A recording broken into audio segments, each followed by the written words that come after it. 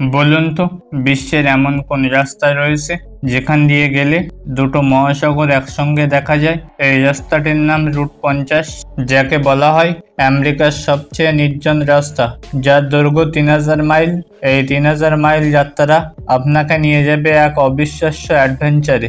এই নির্জনতাই আজ অ্যাডভেঞ্চার প্রেমীদের কাছে আকর্ষণীয় হয়ে দাঁড়িয়েছে। এই রাস্তাটি আমেরিকার প্রথম ট্রান্সকন্টিনেন্টাল হাইওয়ে, লিঙ্কন হাইওয়ের অংশ, যা 1913 সালে তৈরি হয়েছিল।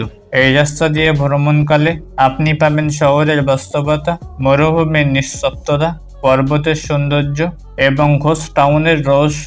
কলোরাডোর আইজেনহাওয়ার টানেল, যা সমুদ্রপৃষ্ঠ থেকে 11,000 ফুট উপরে, যা এই রুটের সবচেয়ে সর্বোচ্চ বিন্দু। সবচেয়ে মজার ব্যাপার কি জানেন? আপনি যদি পুরো রুটটি শেষ করেন, তাহলে একই ট্রিপে আটলান্টিক এবং প্রশান্ত মহাসাগর দুটোই দেখতে পাবেন।